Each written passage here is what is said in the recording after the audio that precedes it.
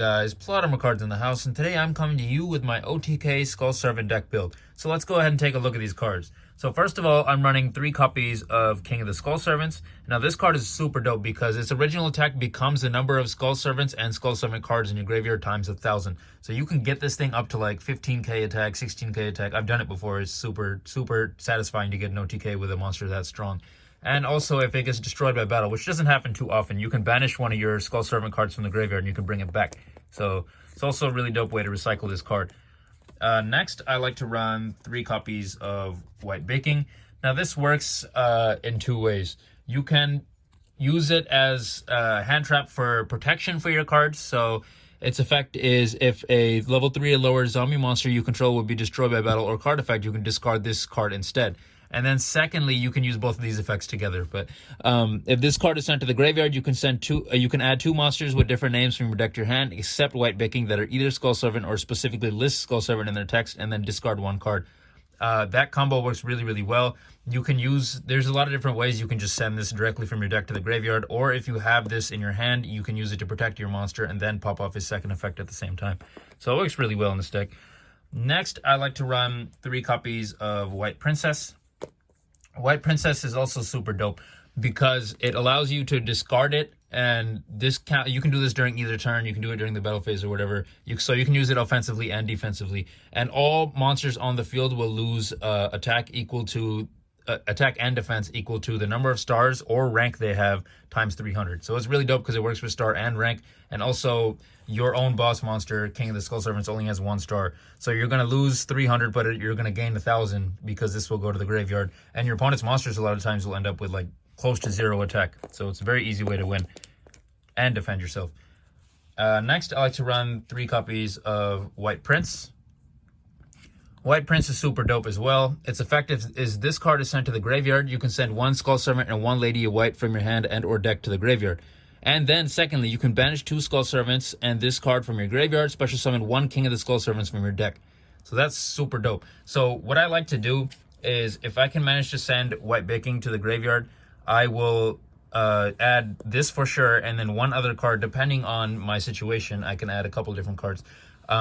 But then I'll dump this to the grave, and then I'll send White Skull Servant and Lady in White. So that also dumps a bunch of stuff in the grave, and then I can immediately banish those cards to summon my boss monster, King of the Skull Servants. So that's really dope. But the problem is that those cards get banished, and therefore that's the reason why I like to run 3 White Mares. So White Mare is also a really dope card. This card works really well because this card has 2 effects. You can use 1 of each. You can discard this card and then target one of your banished Skull Servants or White Mares, return it to the graveyard. So you can either take one of your Skull Servants or White Mares, turn it back to the graveyard, therefore recycling a White Mare or a Skull Servant, and then giving your King of the Skull Servants another 1,000 attack, technically 2,000 because this will go to the grave too. And then secondly, you can target one of your banished Lady in White or King of the Skull Servants and special summon it. So when you bring back your banished King of the Skull Servants, it's really dope, and I'll explain why bringing back Lady in White is also really dope as well. So next, you need to run 3 copies of Skull Servant because this is a really good card to dump.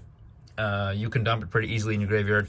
The one bad thing is if you end up with it in your hand, is not necessarily the best, but there's ways around that. There's ways to get it out of your hand as well. Next is the card that I was talking about a little bit earlier, Lady in White. Lady in White is super dope because its effect is face up level 3 or lower zombie monsters you control, except Lady in White, cannot be destroyed by battle and are unaffected by the effects of spell cards and trap cards.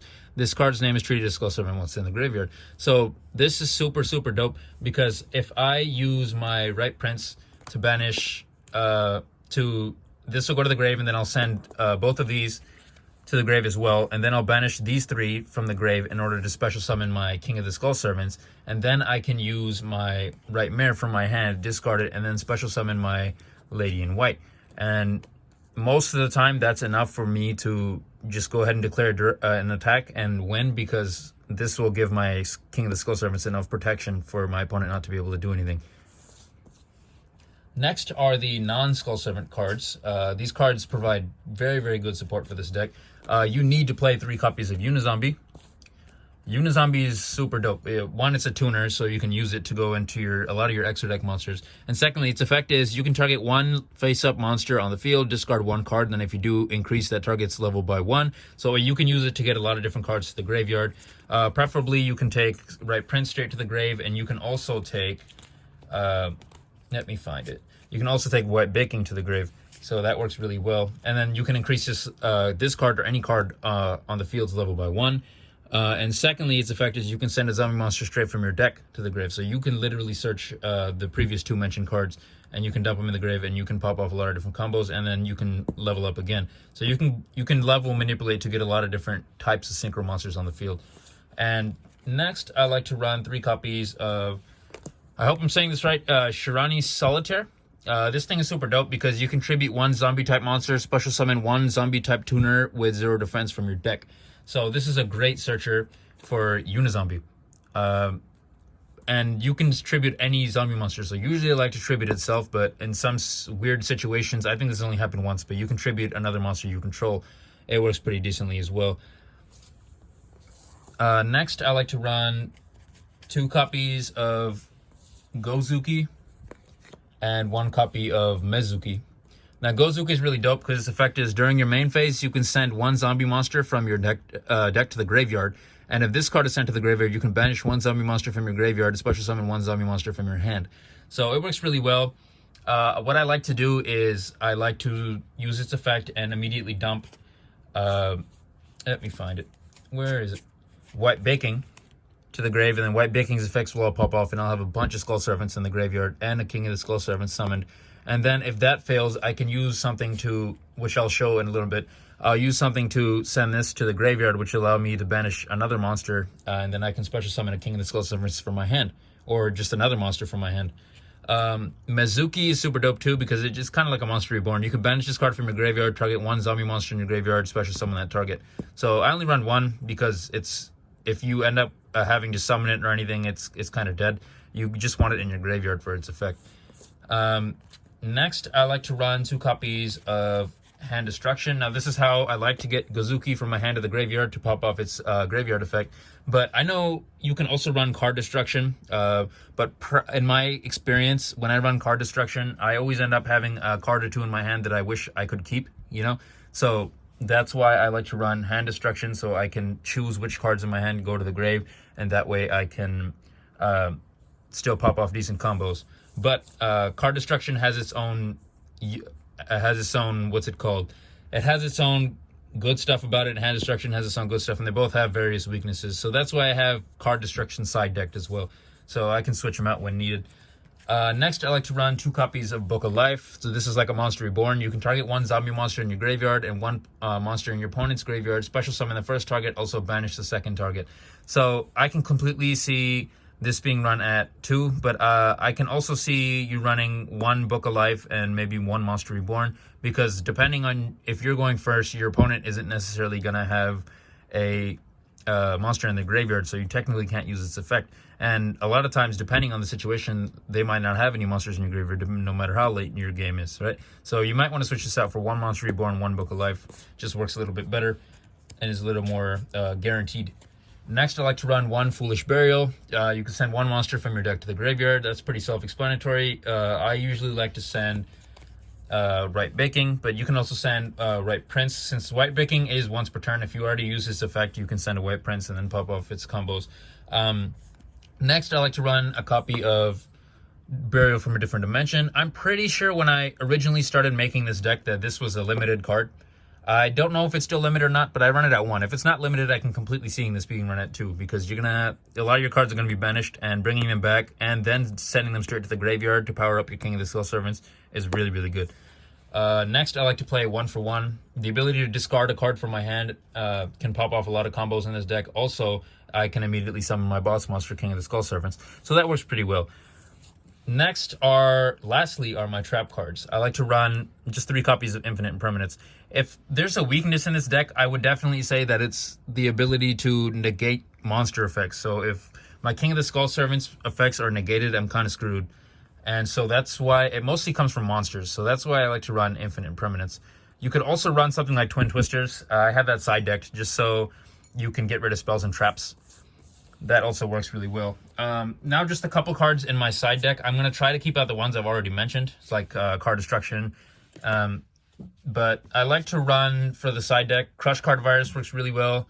Deck Devastation Virus works pretty well. One card you should look into is for sure Reasoning. Reasoning works really well. Opti Camouflage Armor for sure. This thing combined with King of the Skull Servants. Imagine a 10,000 beat stick monster, and then you equip this with this, and then they can attack directly. That's one of the best cards in the side deck, I believe. Next is Gravity Bind. This I don't like to use too much anymore because people usually destroy this card pretty easily. But your King of the Skull Servants is a 1-star monster, so you can still attack, and your opponent's monsters can't attack. I've had situations where it's pretty good defensively.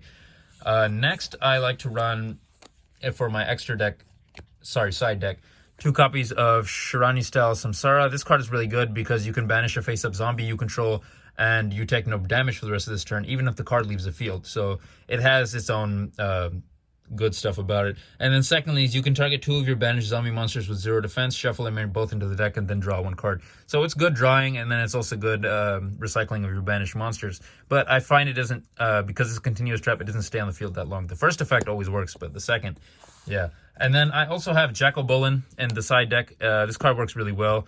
You can also run Doom King and then Zombie World and that combo in the extra deck if you like. That also works really well. So next, let's take a look at the extra deck. So for the extra deck, I mostly like to just win with my King of the Skull Servant. So my extra deck isn't as good as it should be, so I'll let you guys know that right now. But I'll also let you guys know of a couple cards that you should use in this extra deck. First of all, I like to run 1 copy of Red Eye Zombie Necro Dragon. This is a good card because it gains 100 attack and defense for each zombie monster on the field and in the graveyards. When another zombie monster is destroyed by battle, you can special summon 1 zombie monster from either graveyard to your field. You can only use each effect of Red Eye Zombie Necro Dragon once per turn. So this is like a more nerfed version of King of the Skull Servants in terms of its attack gaining ability. And then I like to use it mostly as like a Monster Reborn type thing, but it's a little bit dependent on if something is destroyed for the Monster Reborn. That's why I only run 1. Next, I like to run Coral Dragon. Coral Dragon works really well because you can discard 1 from your hand to send 1 to your hand, I believe. I'm sorry, this is a Japanese version. I ordered this online and it came in like this, but the Japanese art I think is way better than the English art. Next, I like to run 1 copy of Beazle. This thing is super dope because it cannot be destroyed by battle or card effects. If you take damage from an attack involving this card or from an opponent's card effect, this card gains attack equal to the damage you took. So it's unavailable to be destroyed by monsters and effects, and then it just keeps gaining attack. So it's really, really good in terms of the ability to destroy something nice. I like to run a copy of Bryonic Dragon of the Ice Barrier.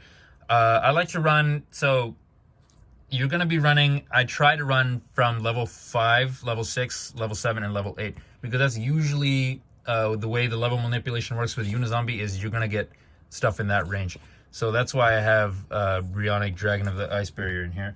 I also like to run 1 Shirani I suck at pronunciation, Samurai Saga. Its effect is once per turn, during either player's turn, you can target 1 of your banished zombie-type monsters, shuffle it into the deck, and if you do change to defense position, all monsters your opponent controls will attack less than or equal to that monster's. If this card is banished, you can target 1 face-up monster your opponent controls, it loses 500 attack. So I just use it pretty much for recycling banished monsters. It works pretty well. I don't think it's as good as a couple other cards in the main deck, so I don't bring it out too much.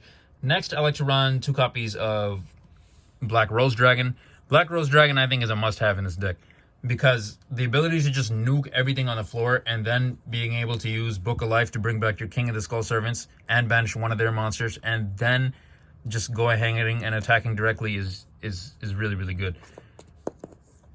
And then lastly for the Synchro monsters, I like to run a Trishula. It's actually pretty easy to bring out with this deck because you're using Unizombie. If you manage to get like 2 other monsters on the field, it's pretty easy to bring out.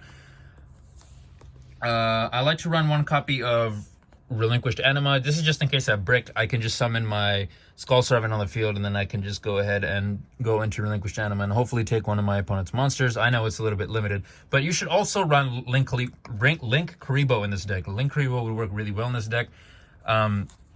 Next, I like to run Abyss Dweller just to negate my opponent's graveyard effects. You should also think about running Levier, the Sea Dragon. It just takes 2 level 3s, I believe. And what it does is it takes one of your banished monsters and it lets you special summon it. So that works really, really well in this deck, because if your King of the Skull Servants is banished, you can just special summon it and then you're good to go. If you're running XYZ monsters though, be prepared that a lot of times you're not going to get the 2 level 4s or 2 level 3s. So this is why I limit the amount of XYZ monsters I like to run. But if you're running XYZs, put in AA Zeus. And on top of that, you should probably also run Nightmare Unicorn and Nightmare Phoenix. Both of those cards are really, really good. One card I just forgot about, it was Chaos Ruler, the Chaotic Magical Dragon. That one works really, really well in this deck. But anyways, guys, that was it for my Skull Servant OTK deck build. If you like what you saw, please like, comment, and subscribe. And oh my goodness, look at the time. It's time to do